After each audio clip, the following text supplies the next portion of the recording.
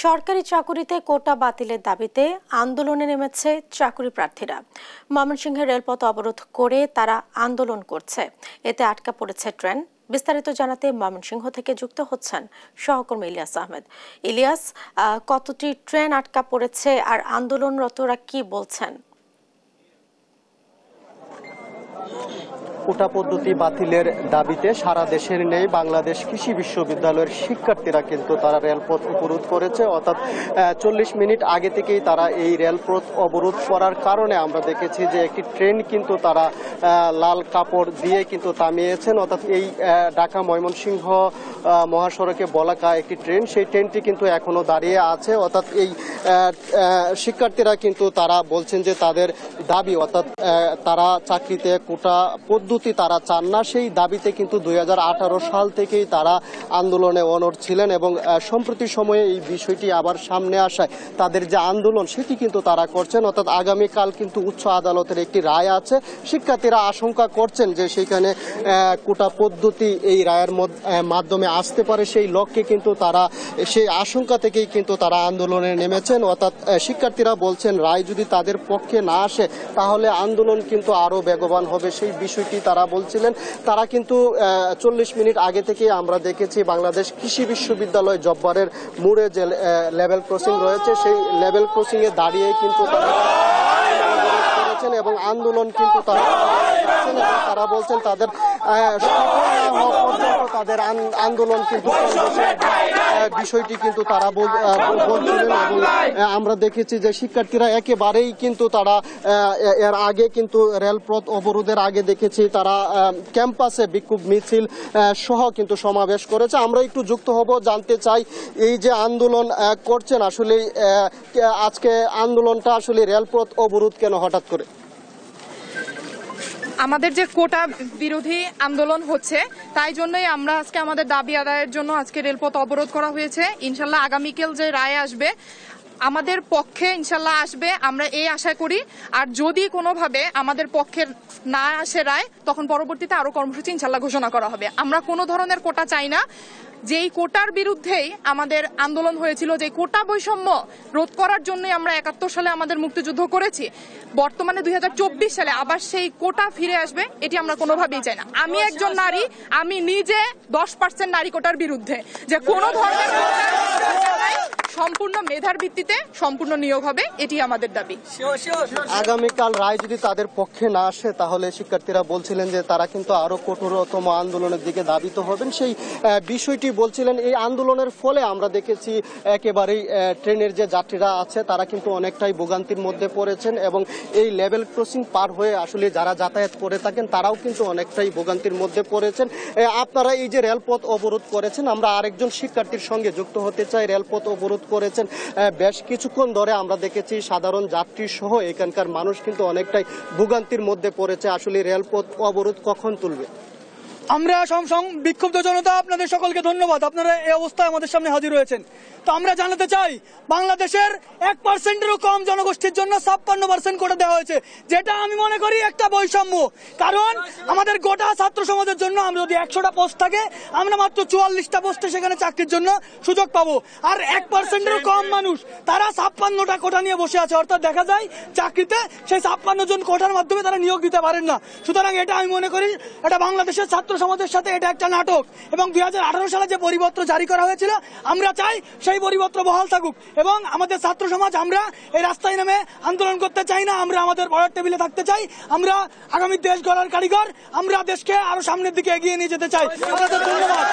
এবং আমরা আমাদের এই কর্মসূচি এটা আজকে একটা প্রতীকী কর্মসূচি এবং আপনারা জানেন আগামীকাল অ্যাটর্নি জেনারেল সহ কালকে যে পূর্ণাঙ্গ রায় হবে, এই রায় যদি গোটা ছাত্র সমাজের বিরুদ্ধে যায় ছাত্র সমাজ হুঙ্কার দিয়ে জেগে উঠবে। থাকবেন না আপনারা? এবং আজকে ভাকৃবি জেগে উঠেছে, সারা বাংলাদেশ জেগে উঠেছে এবং আপনাদের সকলকে ধন্যবাদ। আপনারা নিউজ স্পিরিট মিডিয়ার কর্মী যারা আছেন ধন্যবাদ। আসলে তারা বলছিলেন আগামীকাল যে রায় হবে সেটি যদি তাদের বিপক্ষে যায় তারা কিন্তু আরো কঠিন আন্দোলনের দিকে ধাবিত হবেন এবং তারা সরকারকে দাবি জানিয়েছেন তাদের বৈষম্য, অর্থাৎ চাকরিতে যেন বৈষম্যমূলক না করা হয় সেই বিষয়টি কিন্তু সরকারকে তারা সরকারের প্রতি দাবি জানিয়েছেন। এই ছিল আমার কাছে ময়মনসিংহ থেকে কোটা পদ্ধতি বাতিলের দাবিতে বাংলাদেশ কৃষি বিশ্ববিদ্যালয়ের শিক্ষার্থীরা যে রেলপথ অবরোধ করে দুর্ভোগের সৃষ্টি করেছে তা নিয়ে সর্বশেষ তথ্য। এদিকে বরিশালে একই দাবিতে বরিশাল পটুয়াখালী মহাসড়ক অবরোধ করেছে আন্দোলনকারীরা। বিস্তারিত জানাতে যুক্ত হচ্ছেন সহকর্মী শফিক মুন্সি। শফিক, সড়কে যান চলাচল কতক্ষণ ধরে বন্ধ রয়েছে আর ভোগান্তি কতটা?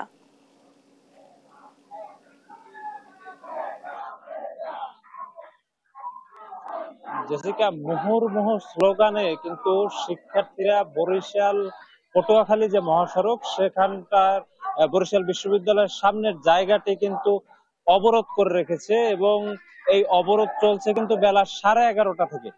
এবং এই অবরোধ আমরা শিক্ষার্থীদের কাছে সর্বশেষ যেটা জেনেছি যে তারা তাদের দেয়ালে পিঠ থেকে যাওয়ার দরুন তারা কিন্তু আসলে এই সড়ক অবরোধ করতে বাধ্য হয়েছে এবং তাদের দাবি যে প্রথম দ্বিতীয় সহ সরকারি চাকরি নিয়োগে যে যত ধরনের আসলে কোটা আছে সেই নিপীড়নমূলক কোটা ব্যবস্থার তারা সংস্কার চান। তারা দাবি জানিয়েছেন যে ক্ষুদ্র নিগোষ্ঠী এবং প্রতিবন্ধী কোটা বাদে অন্য যেই কোটা যেগুলোই আছে সেগুলো যেন আসলে পুনর্বিন্যাস করা হয়, সেগুলো আসলে যেন আর কোটা ব্যবস্থা না থাকে।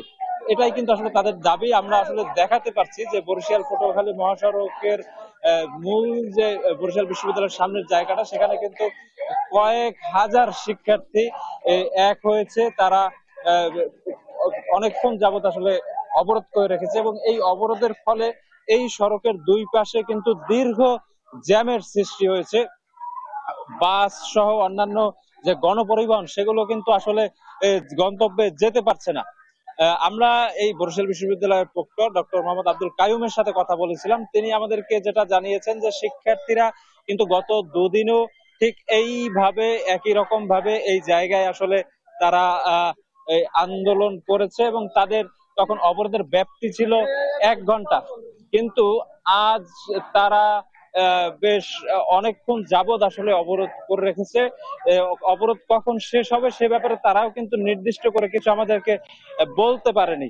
তবে শিক্ষার্থী সূত্রে যেটা জানা গেছে যে তারা বলেছে যে আগামীকাল হয়তো একটা রায়ের ঘটনা হয়তো ঘটবে, সেই রায় যেন আসলে তাদের পক্ষে আসে এবং কোটা প্রথা আসলে সম্পূর্ণরূপে বিলুপ্ত হয়, সেজন্য আসলে তারা এই আন্দোলন করছে। আমরা একজন আন্দোলনকারীর সাথে আসলে কথা বলার চেষ্টা করব যে এই আন্দোলন বা এই অবরোধ কখন শেষ হবে। অবরোধটা আসলে শিক্ষার্থীরা তাদের একটা ন্যায্য দাবির পক্ষে আন্দোলনে নেমেছে এবং শিক্ষার্থীরা মনে করতেছে আসলে এই দাবিতে যদি খুব সত্যিকার অর্থে রাষ্ট্রের কান পর্যন্ত তার কথা পৌঁছাইতে হয় তাহলে আসলে বড় আন্দোলন দরকার। সেই চিন্তার জায়গা থেকেই শিক্ষার্থীরা রাস্তায় আছে। এরপর সমস্ত আন্দোলনকারীর মতামতের উপর ভিত্তি করে আমরা সিদ্ধান্ত নেবো যে আসলে কতক্ষণ এটা চালানো যাবে বা আমরা কখন উঠে যাবো। এই ছিল আসলে বরিশাল বিশ্ববিদ্যালয়ের সামনে থেকে। এবারে চট্টগ্রাম বিশ্ববিদ্যালয় থেকে যুক্ত হচ্ছেন একেএম নাজিম। নাজিম, চট্টগ্রাম বিশ্ববিদ্যালয়ে কোটা পদ্ধতির প্রতিবাদে কি কর্মসূচি পালন হচ্ছে? জি, আসলে আজ বেলা 12:30টার পরে চট্টগ্রাম বিশ্ববিদ্যালয়ের কোটা সংস্কার আন্দোলনের শিক্ষার্থীরা ওরা আন্দোলন নামার পরপর যারা হাটহাজারী চট্টগ্রাম যেটি মহাসড়ক রয়েছে সেই মহাসড়ক তারা প্রায় 1.5 ঘন্টা অবরোধ করে রাখে। এতে করে দুই পাশে প্রায় 6 কিলোমিটারের যান চলাচল বন্ধ হয়ে যায়। এতে করে দুর্ভোগে পড়ে সাধারণ মানুষ। কোটা আন্দোলনকারী যারা শিক্ষার্থী রয়েছেন তারা যেটি বলছেন কোটা প্রথা বাতিলের পাশাপাশি 2018 সালে সরকার যে পরিপত্র জারি করেছিল সেই পরিপত্র তারা পূর্ণ বহাল চাচ্ছে। সেক্ষেত্রে তারা লাগাতার আন্দোলন করছে। কোটা সংস্কার আন্দোলন নেতারা বলছেন আগামীকালকেও তারা কোটার এই বিষয়টা নিয়ে আন্দোলন করবেন। তবে আমরা কয়েকজন শিক্ষার্থীর সাথে কথা বলছি, তারা যেটি বলছেন আসলে কোটার প্রথার কারণে তাদের মধ্যে যে বৈষম্য তৈরি হয়েছে সেই বৈষম্যের কারণে তারা বিশ্ববিদ্যালয়ের একাডেমিক কার্যক্রম বা পড়াশোনা শেষ করতে করতে তাদের চাকরির বয়স চলে যায়। সেই জন্য অনেক শিক্ষার্থী ভালো নাম্বার পাওয়ার পরেও বা পরীক্ষায় ভালো রেজাল্ট করার পরেও তারা চাকরি জীবনে গিয়ে ভালো চাকরি পান না।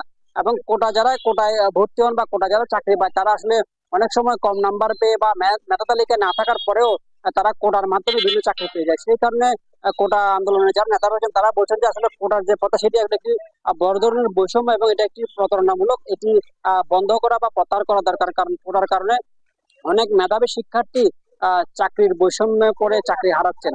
সেই জন্য শিক্ষার্থীরা আন্দোলন করছেন।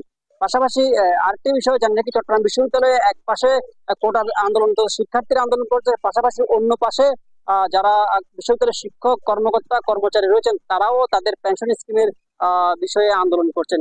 সেই ক্ষেত্রে বলা যায় চট্টগ্রাম বিশ্ববিদ্যালয় আসলে দুটি আন্দোলনের কারণে পুরো বিশ্ববিদ্যালয়ে অচল অবস্থা বিরাজ করছে। পাশাপাশি শিক্ষক কর্মকর্তা কর্মচারীদের কারণে বিশ্ববিদ্যালয়ের একাডেমিক কার্যক্রম প্রায় বন্ধ বলা চলে, কারণ গত 3 দিন ধরে লাগাতার আন্দোলন করে যাচ্ছেন বিশ্ববিদ্যালয়ের শিক্ষক কর্মকর্তা কর্মচারীরা। পাশাপাশি নতুন করে যুক্ত হয়েছে চট্টগ্রাম বিশ্ববিদ্যালয়ে যারা শিক্ষার্থী রয়েছেন, তাদের মধ্যে যারা কোটা বিরোধী আন্দোলন করছেন তারাও নতুন করে যুক্ত হয়েছেন। পাশাপাশি তারা আমাদেরকে যেটি বলেছেন, আগামীকালকে তারা আবারও কোটা যে কথা রয়েছে এবং কোটা বাতিল, পাশাপাশি 2018 সালে যে পরিবর্তন জারি করা হয়েছিল সেটি পূর্ণবহালের দাবিতে তারা আগামীকাল আবারও সড়ক অবরোধ করে আন্দোলন করবেন বলে তারা আমাদেরকে জানিয়েছেন।